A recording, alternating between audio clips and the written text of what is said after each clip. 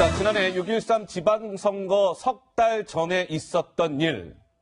지방선거 석 달 전이면 굉장히 예민한 시기죠. 예, 선거 전 석 달 전이었다. 그러니까 2018년 3월에 있었던 일입니다. 자, 김민지 기자, 2018년 3월 무슨 일이 있었던 겁니까? 네, 송병기 울산시 부시장으로부터 김기현 전 울산시장에 관한 첩보를 보고를 받아서 보고서를 작성한 인물이 있죠. 바로 청와대 문무행정관인데요. 문무행정관. 선거 3달 전에 2018년 3월에 김기현 당시 울산시장의 부동산 투기 의혹 첩보 또한 수집했다. 이런 단서를 검찰이 포착을 했습니다. 허허. 그러니까 기존 첩보 내용엔 없었던 별개의 사건 또한 수집을 했다 이런 내용인데요.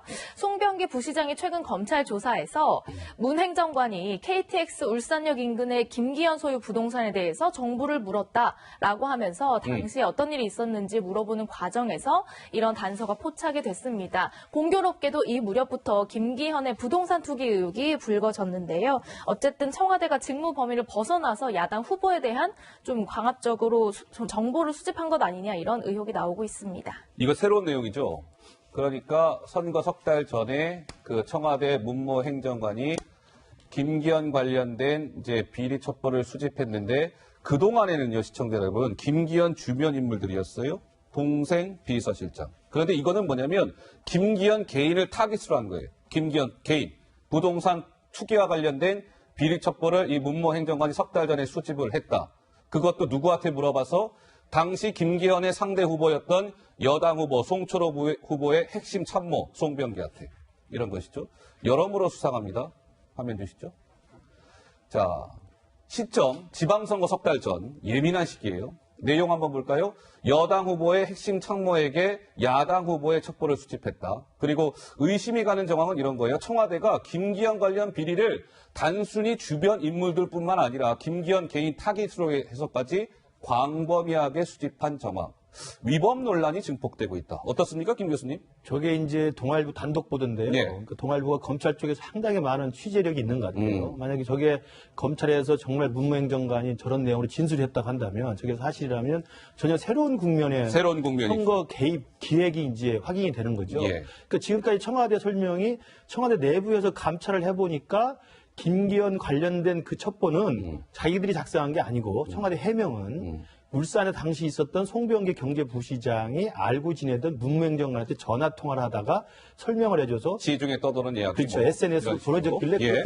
그냥 편집해서만 전달했을 뿐이다라고 이야기한 건데 예. 그 자체도 뭐 기본적으로는 시중에 돌아다니는 이야기를 전해 들었든 어쨌든 간에 청와대가 민정수석실에 있는 행정관이 작성한 것 자체를 인정했기 때문에 선거에 개입했다는 의혹을 받고 있는데 지금 이 사실은 뭐냐면 그건 2017년 말이었습니다. 그런데 이건 2018년 3월이면 이미 이제 선거가 시작된 거예요. 사실상 시작된 거고 이미 송철호 시장의 캠프가 꾸려졌고 거기에 송철호는 경제특보로서 들어가가지고 굉장히 핵심적 역할을 했던 사람인데 예. 그 사람한테 청와대가 먼저 전화를 한 거예요. 물어봤다는 거예요. 먼저 전화해서 혹시 울산역 근처에 김기현 시장 무슨 부동산 특이 의혹이 있는데 어떻게 된 거냐 라고 물어봤다는 겁니다. 이거 뭐가 들어있냐. 첫 번째, 그전에는 김기현 시장에 대한 이야기를 울산에서 누군가가 전해줘서 전달했다는 것인데 저것은 청와대가 먼저 물어봐서 조사를 한 거고요. 두 번째는 시점상 완전한 본격적 사실상 선거 국면인데 청와대가 개입한 것이고 그다음에 세 번째는 말씀하신 것처럼 김기현 주변 사람이 아니라 김기현 본인의 부동산 의혹이잖아요. 그러니까 이런 세 가지의 새로운 사실을 우리가 확인했다고 한다면 아 이것은 김기현 울산시장 비리에 대한 하명 수사와 선거 개입 의혹은 정말 오래전부터 치밀하게 송철호 시장을 당선시키기 위해서 청와대가 면밀하게 기획하고 주도한 게 아닌가 이런 의심을 사기엔 충분한 정황인 것 같습니다. 자, 이제 새롭게 오늘 동아일보 보도를 통해 알려진 내용을 좀 짚어봤고요. 그동안 어떻습니까, 김민지 기자? 그 송병기 부시장 이게 이제 저 청와대 문무 행정관한테 처음으로 김기현 첩보를 전달한 사람이 저기 송병기잖아요. 그동안 어떻게 해명해 왔었죠? 사실 본인이 제보한 그 내용이 시중에 떠도는 일반화된 내용이지 뭐 대단한 건 아니었다라는 취지로 초반에 해명을 한 바 있습니다. 당시 기자회견 영상이 준비돼 있습니다. 2017년 하반기쯤으로 기억되며 총리실 모 행정관과 안부 통화를 하던 중 울산시 전반에 대한 얘기를 나누다가 시중에 떠도는 김기현 시장 측근 비리가 언론과 시중에 많이 떠돈다는 일반화된 내용 중심으로 이야기를 나누었습니다. 울산 시민 대부분에 다 알려져 있는 상태였습니다. 네, 송병기 부시장은 이렇게 얘기했지만요. 예. 당시에 언론 보도를 보면 관련 보도는 하나도 없었죠. 그런데요, 검찰이 주목하는 부분이 있습니다. 어떤 이 겁니까? 보고서 내용이요. 송병기 부시장이 알 수가 없을 만한 내용까지도 포함되어 있다. 어허. 그러니까 대부분 뭐 울산시청을 퇴임한 이후에 벌어진 일이라는 점에 주목하고 있는데요. 아, 그래요? 송병기 부시장이 알 수 없는 내용, 단순히 송병기 부시장의 제보만으로 내용이 구성됐다고 보긴 어렵다. 이렇게 검찰이 판단하고 있습니다. 아하.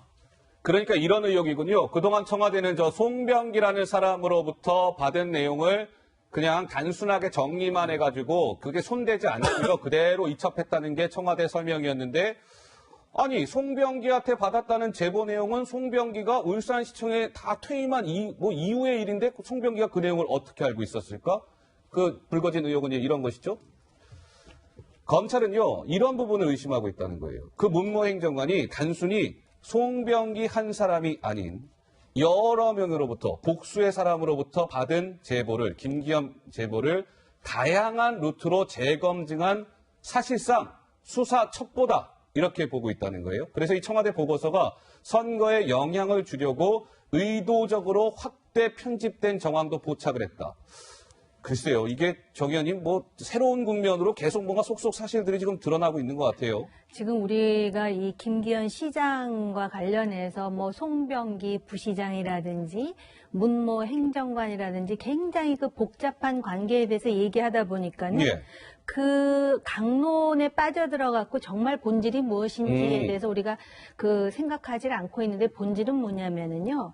결국은 송철호 후보를 당선시키기 위해서 청와대에서 나름대로 조직적인 개입 시도가 있었다라는 여러 가지 지금 정황이 계속 나오고 있는 거예요. 그러면 결정적인 물증이 언제 나오느냐? 이게 이제 굉장히 중요한 관건이 중요하죠. 되었는데 예. 송병기 부시장 같은 경우는 울산시청을 퇴임한 해가 2015년이에요. 2015년에 퇴임. 2015년이고 지금 청와대 주장은 송병기로부터 제보를 받아서 이첩해서 다시 경찰로 넘겼다라고 하고 이미 경찰로 넘어가서 그 생산된 그 보고서는 계속해서 나오고 있어요.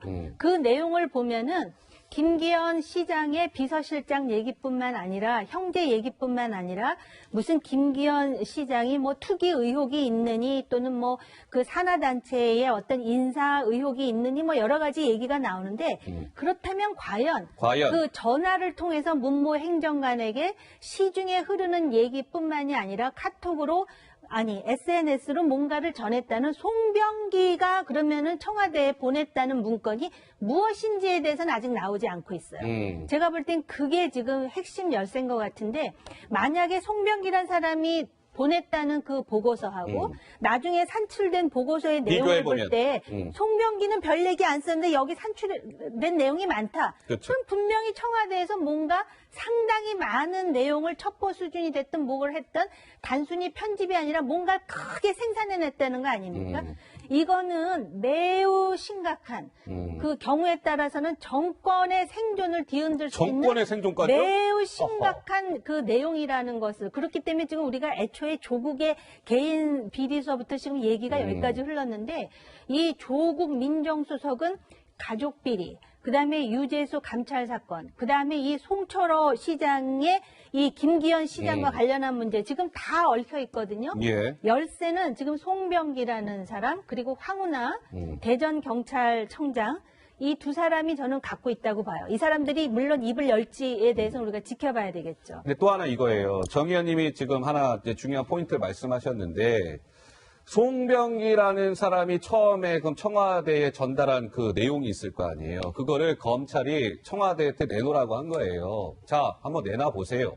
그러면 그거랑 실제로 경찰에 하달된 거랑 비교해 보면 청와대에 손이 탔는지 안 탔는지 비교가 되잖아요. 근데 청와대가 지금 그 처음에 송병기한테 받은 걸 검찰에 지금 제출을 안 하고 있다는 거예요. 버티고 있다는 거예요. 청와대가 떳떳하다면 왜 검찰에 그 자료 제출을 거부할까?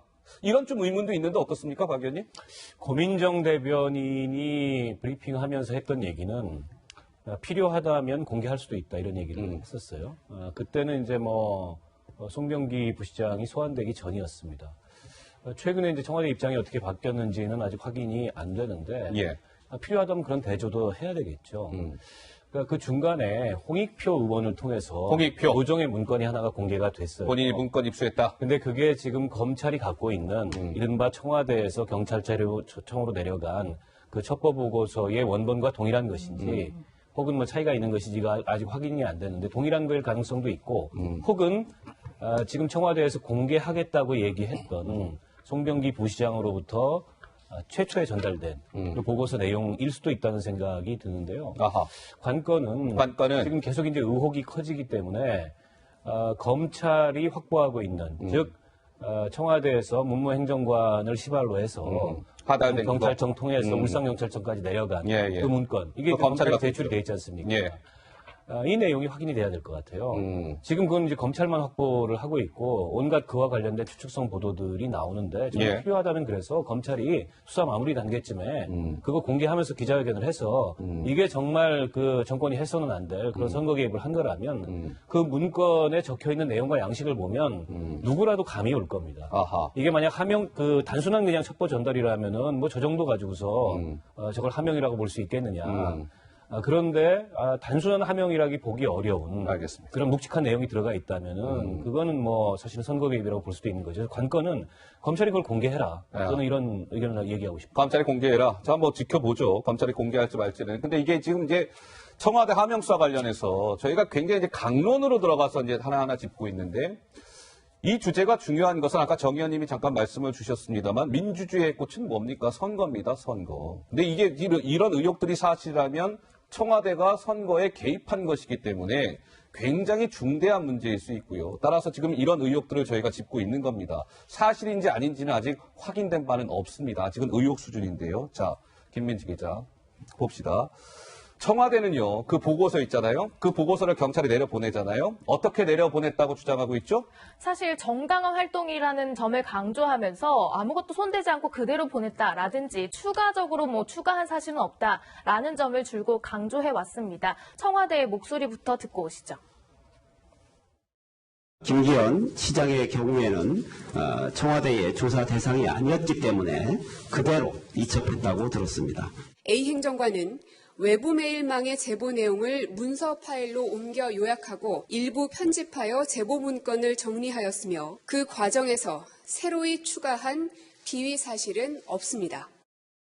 윗사람들이 좀 보기 좋게 정리했을 뿐이지 추가 내용은 없다고 했는데요. 검찰의 판단은 좀 다릅니다. 어떻게 검찰 달라요? 관계자는요. 이 보고서가 압수수색 영장 등의 범죄 사실로 그대로 옮겨도 무방할 정도로 정제된 내용이 담겨 있다. 그리고 뭔가 사안별로 누구누구와 접촉해보면 좋다라는 인물 명단까지도 정리가 돼 있다는 거예요. 그러니까 누군가가 전문적으로 작성한 것처럼 보인다는 게 검찰의 판단입니다.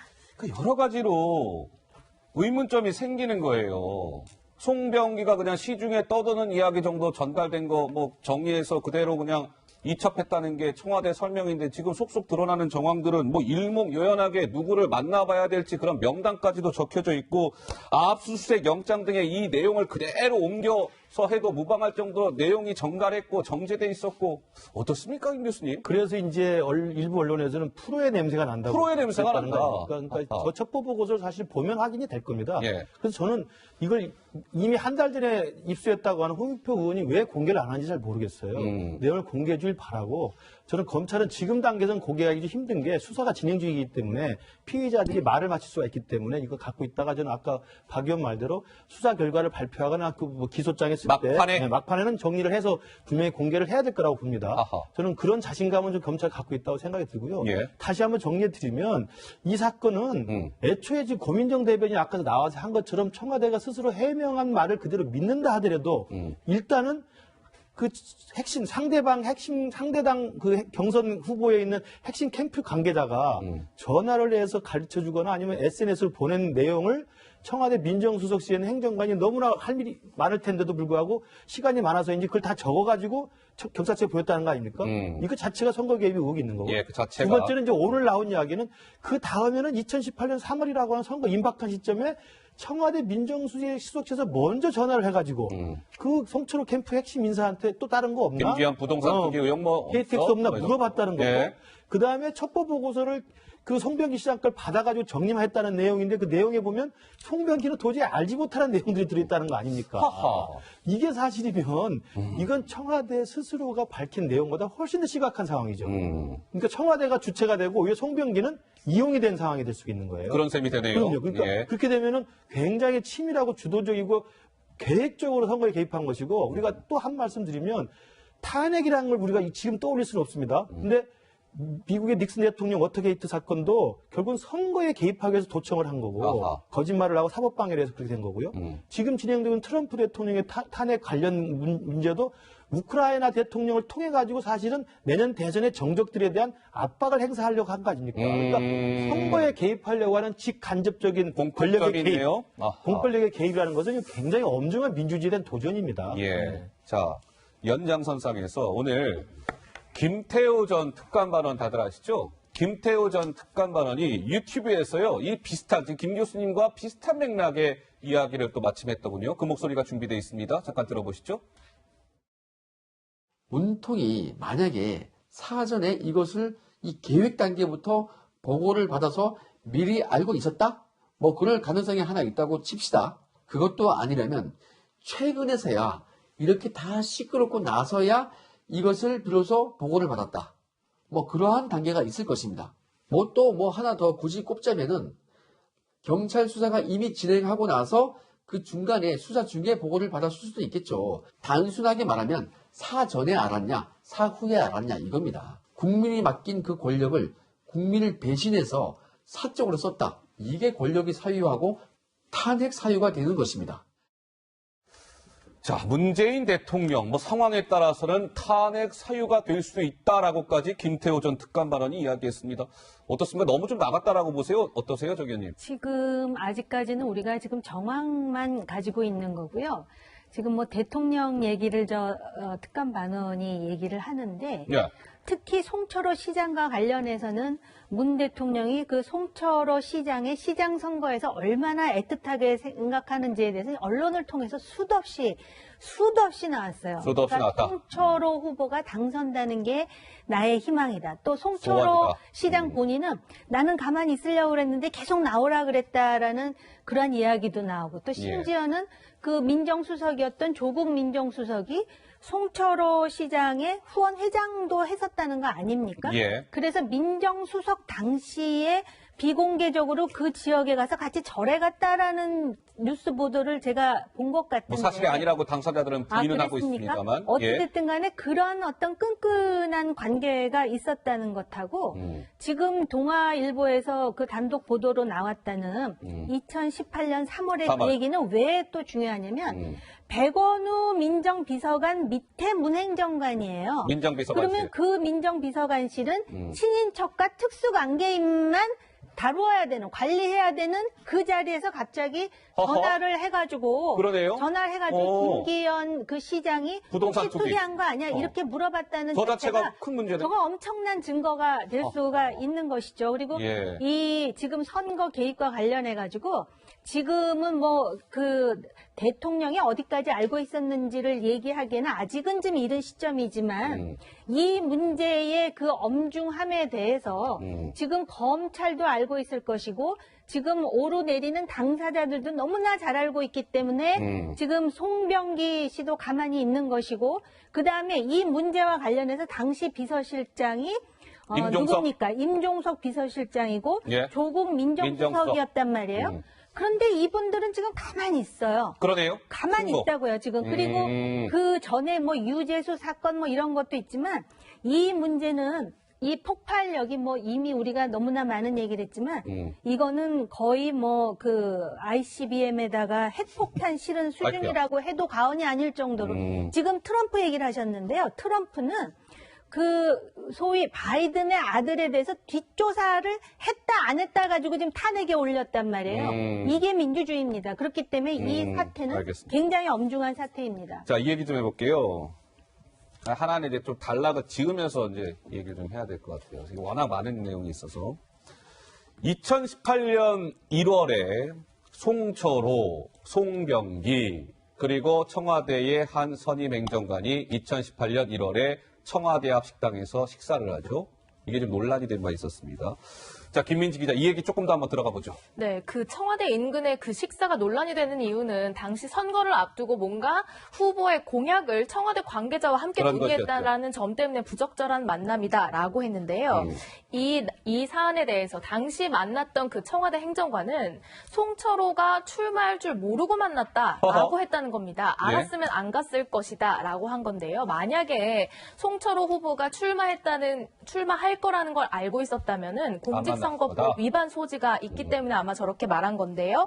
하지만 알고 만났을지 모르고 만났을지는 가려내기는 참 쉽지 않은 상황입니다. 그러면요, 시청자 여러분 하나하나 좀 따져볼게요. 장완석이라는 선임 행정관이 당시에 송초라는 사람이 울산시장에 출마할 줄 모르고 만났다는 거예요. 과연 그랬을까? 한 걸음 한 걸음 들어가 보겠습니다. 자, 2018년 1월 31일이에요. 그러니까 2018년 1월의 마지막 날 송초로 울산시장은 당시 이런 행사를 갔습니다. 영상으로 준비되어 있습니다. 만나보시죠.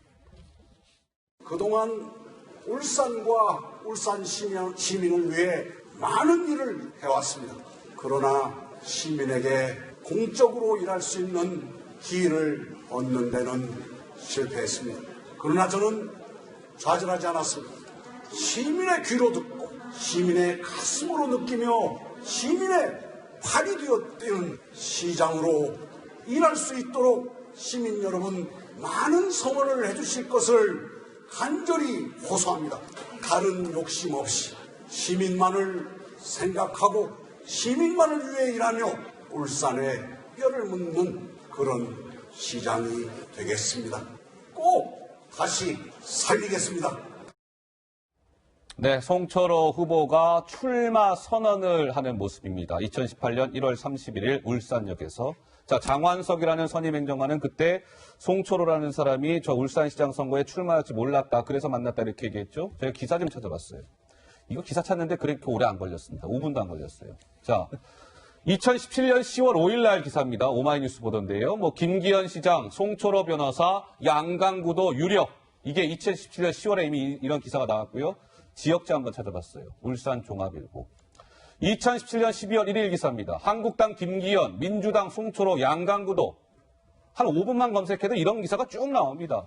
근데 장완석 선임행정관은 송철호가 울산시장 선거에 출마할 줄 모르고 만났다? 설득력이 있습니까, 박 의원님? 설득력이 없죠. 하하. 송철호 변호사는 워낙에 지역에서 출마를 여러 번 하셔가지고 2018년 지방선거 앞두고 가장 유력한 이 여당의 후보가 될 거라는 것은 뭐 이미 오래전부터 누구나 알고 있던 사실이었고, 장완석 행정관이 제가 좀 그 주변에 확인을 해봤더니 확인해 보니까요. 당에서 오래 일했던 그 당직자 출신이 아, 당직자 출신입니까? 때문에 정치를 모르는 분이 아니에요. 하하. 정치를 모르는 분이 들어가서 뭐 학자 출신이나 이런 분이 모르고 들어가서 만났다? 공무원 출신이나 그러면 이제 저런 얘기를 할 수는 있을 텐데 예. 그게 아니고 이제 민주당에서 오래 일을 했다가 들어가신 분이기 때문에 정치를 모르는 분도 아닌데 1월 달에 만날 당시에 그것도 1대1로 만난 게 아니고 선거 캠프 핵심 관계자들까지 함께 만나는 자리에 하하. 저분이 후보가 될 줄 모르고 만났다는 것은 좀 누가 봐도 납득하기 어려운 납득하기 어렵다. 고요.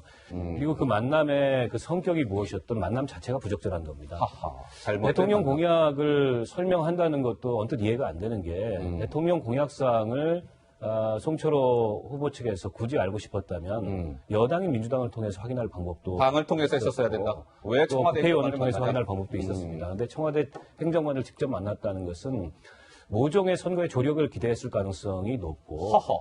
또 그 청와대 행정관이 만나서 그 공약 내용에 대해서 뭐 진척 정도라든지 이런 걸 설명한 것 자체가 여당 후보를 지원했다라는 이 의심을 받기 충분한 거거든요. 예. 그리고 과거에 선거법과 관련된 수많은 판례들 가운데 공무원의 이런 식의 행위가 선거 개입이라는 게 이 판례상으로 남아 있어요. 때문에 저는 대단히 부적절하고 청와대 해명도 지금 오락가락하는데 오락가락한다. 그냥 설명을 위해서 만났다고 얘기를 공식적으로 했다가 이제 와서 당사자는 모르고 만났다.